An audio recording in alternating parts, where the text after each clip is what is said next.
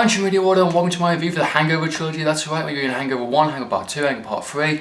This is the comedy franchise that changed the genre for a modern audience, made of film writers and filmmakers up their game with the other comedy movies out there, with a huge success of the first movie and box office, and of course the DVD sales and Blu-rays, and also the last movie being the last of the trilogy. You know, it's time to look back on this kind of comedy franchise and see where the highs and falls of the franchise lies. So let's start with Hangover number 1.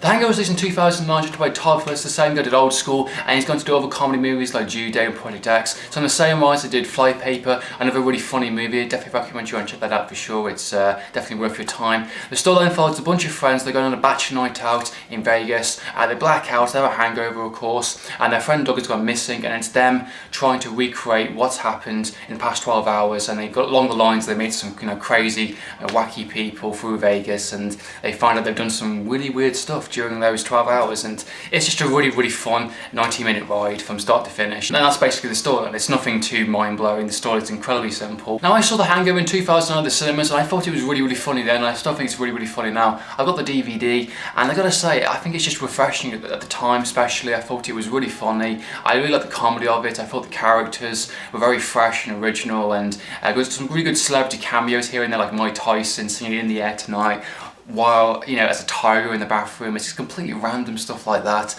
I think it just worked, you know. We got some kind of fresh new talent, especially Bradley Cooper, and we've had some kind of comedic actors that we haven't seen for a while. A couple of actresses that you probably know, like, you know, Heather Graham, she's recognised, but I think her role's actually pretty funny as well in the movie. And I really like the comedy of it. I think it was just a bunch of friends going a night out, and, you know, they're finding their friend Doug. It's incredibly simple. The comedy just works for the time. I mean, back in 2009, we haven't seen something like this before. It was completely fresh and different and original. The scripting was a bit different from other movies at the time, and I think it was just completely random and crazy and just a lot of fun. The movie is just fun. The casting was fresh and different. Lots of actresses and actors that were, you know, brand new on the scene in a sense. Lots of first movie debuts. We had Mr. Chow in this movie, which is just absolutely hilarious. It's actually made his career even bigger and better, and everybody loves his, you know, acting performances now. Originally in real life he was a doctor. I read an interview article with him, and he said he wanted to get into the movie business. He didn't actually expect to get this popular with the Hangover franchise, but he's so happy he did, and of course he had a bigger role within Part 3, and of course this made him who he is. We've got Bradley Cooper in this movie. I think personally one of the best roles in the movie. I think his personality in the movie is just really funny. I like him in the movie. He's kind of like the leader out of the little wolf pack group. I think he's just, you know, this movie made him who he is, with, you know, Limitless and the Silver Linings Playbook. Really fantastic actor, really gifted, really like Bradley Cooper. And just, you know, we've got Heather Graham in this movie also. Just a really range of just fresh, interesting actors. Lots of interesting kind of little cameos here and there from other celebrities, and I just think it just works. It just works really well. So overall, the movie's about friendship and kind of learning from your mistakes and kind of moving on, you know, looking at, you know, things in a different way. And I really like how some of the characters definitely reflected upon, you know, the overall incident of the hangover, and the end of the movie I think was really funny, especially one of the two scenes. And I think some of the characters definitely changed because of the experience, and they got close together. The wolf pack became, you know, what it was, and I just think it was just done really well. I thought it was really funny, and I liked the last, you know, end credit gag, you know, all the snapshots and stuff. I think it was just done really well. Some really, you know, homages to other movies, and I just think the comedy works well. The acting's really top-notch stuff. I think for the time, I think it was done appropriately. I think he had the right target audience, and I just think it just worked. It worked really well. So The Hangover number 1, definitely my instant favourite, always will be.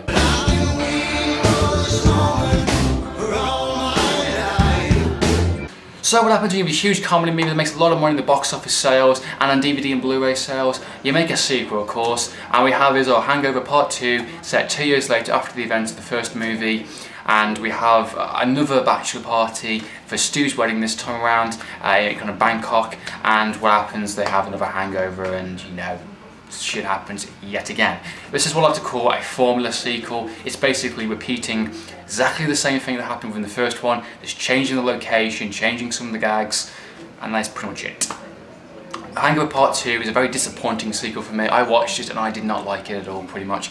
I will admit it's not terrible. I don't think it's, you know, badly made or anything. I just think it's just the same thing again, but not capturing all of it. You know, the first one was very different for the time. The sequel is just copying it again, and it's like, you can't do that. You can't rely on it. Just because it did work the first time doesn't mean it's going to work the second time. Personally, I think it should have been a one-off movie, but they decided to do a sequel which can, you know, continue on the storyline, which is fine. Some of the gags were pretty funny, I will admit. One or two I did chuckle at, but it's just like, as an actual sequel goes, I don't think it lived up to what the first one was. And again, it's the same kind of storyline idea, like, you know, a friend's gone missing. Instead of this time being Doug, it's like, you know, Stu's brother-in-law has gone missing. You know, they have to try and find him, while there's kind of like Mr. Chow comes back, which actually is pretty funny, I will admit. He is pretty funny in it.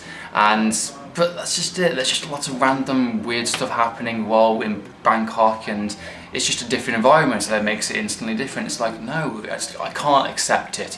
For me, as an actual sequel, it didn't do enough for me to want to watch it again. It didn't do enough for me to own it on DVD or Blu-ray. So Hangover Part 2 for me, I will avoid. I don't want to watch it again. I might watch it if it was on TV or something, or if someone has it over on, you know, they're just watching it, I'll randomly sitting, or yeah, sure, why not, I'll give it another viewing, I suppose. But it's not something that I'll go out of my way to go and watch again or go and own. Hangover Part 2 for me is just copying what made the first one good, but except dumbing it down. And just, again, it made a lot of money at the box office, and made a lot of money on the DVDs and Blu-ray sales. In terms of characters and performances, they're just kind of rehashing what they did with the first movie. I think a lot of it was improv in some places. A lot of it was just trying to remember what they did with the first movie again, just, you know, like saying overreacting. The typical guys, you know, got the fat one being, you know, doing saying random shit for no reason, and got, you know, Bradley Cooper taking charge again, the wolf pack, you know, finding out what happened, you know, making something like, oh, not again kind of thing, you know. And of course you got Stu with a tattoo in his head, just, you know, overreacting, screaming, you know, getting overhyped up kind of thing. And it's just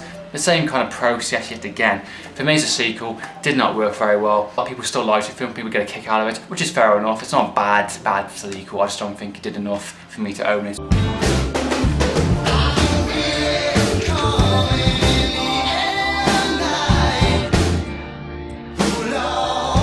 So after the success of the second movie and DVD sales on the cinema sales, Todd Phillips wanted to do his kind of final trilogy pieces, the actual comedy sequel that he originally wanted to do originally, make it more darker, make it a bit more different in terms of a comedy tone. And he definitely did do this with Hangover Part 3 that was released early on this year at the cinemas. Now Hangover Part 3 I think was instantly better than the second one, of course, and I gotta say, I think I can respect what he's trying to do. I think he's definitely going for more of a darker tone this time.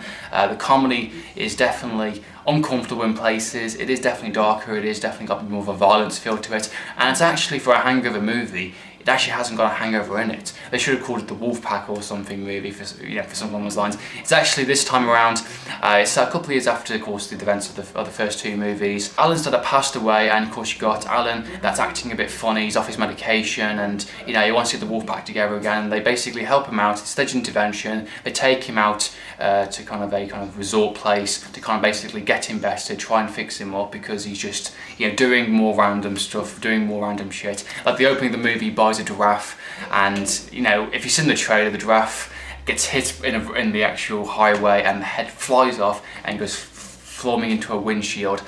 And for me, that kind of comedy was a bit like, okay, I'm meant to be laughing at this bit, you know. Some of the comedy in places I felt was a bit like, they get run over in the middle of a highway, and they get kidnapped by a guy named Marshall, played by John Goodman, which is absolutely just hilarious. You know, John Goodman, of course, fantastic actor, and him to be in Hangover maybe I think he's really, really funny, and he's just a very kind of like, you know, mob kind of dealer in a sense, and he's basically, he wants Mr. Chow, you know, Mr. Chow has stole a lot of money from him, you know, a lot of gold, and he basically, you, the Wolf Pack, know where he is, you can go and find him, and we're going to take Doug as leverage, you've got 3 days to do it, go and find him. And that's basically the movie. There is no hangover, it's basically just blackmail, it's a ransom in a sense, and the Wolf Pack have to come back together again to try and find Mr. Chow, to try and knock him out or drug him or whatever, and basically get him so they can exchange for their friend Doug. It's more interesting. The second movie was definitely a drastic change from the first two movies. A very different kind of storyline. It's more of a kind of comedy thriller-esque kind of thing to it. It's more like, you know, tracking down someone. And of course, Mr. Chow in this movie is definitely kind of one of the main roles in this film. He's definitely not just a small cameo in the first two movies. He's actually a main character. And I think he's actually really, really funny. It's one of the best parts of this entire movie. And I think some of his lines and some of his mannerisms I really laughed at and really chuckled at completely. And I just think he's just completely a larger-than-life character. character that I think he just works for this type of movie, and just I like how random he is in some of the situations and some of the scenes. The comedy in this movie I think actually works to some degree, but I felt some of it was really kind of hit and miss. Some of it was like, was I meant to be laughing at that scene? I mean, it's like, that's not funny. The first 20 minutes I think is the weakest in terms of like the comedy, because it's really forced. Some of it's really kind of mean kind of comedy, some of it's kind of like, you know, it's a little bit of a bad taste, you know, some of it's really hit and miss, but it definitely improves as the movie goes along. When Mr. Chow appears into it and comes into it,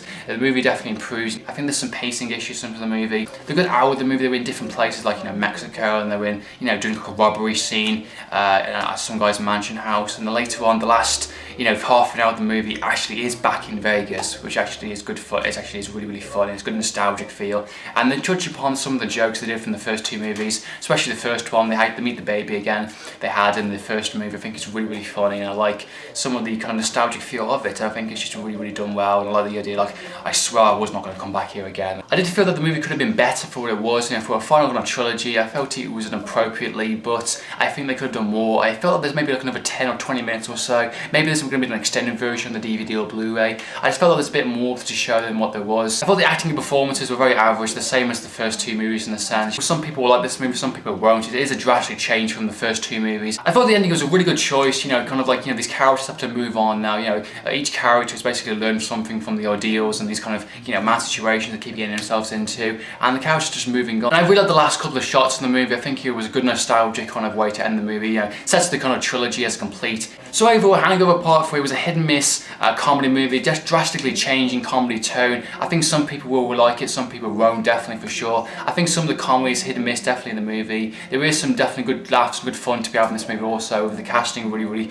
well done. I think it definitely completes the trilogy as a whole overall, and I think it's a good way to end it. I felt it could have been better. I felt there could have been more to the movie. I think there might be an extended version later on DVD, but I think it was done better than the second one, massively of course. I think Hangover Part 3 was a good way to end the trilogy, and I had fun with it in places. So Hangover Part 3, that's been my review for it. So there you go, that's been my review for the Hangover Trilogy. I hope you enjoyed watching this video. What is your favourite out of the trilogy? In order to know your opinions, comment down below. So in the meantime, Andrew from Video Off on TV. Signing out.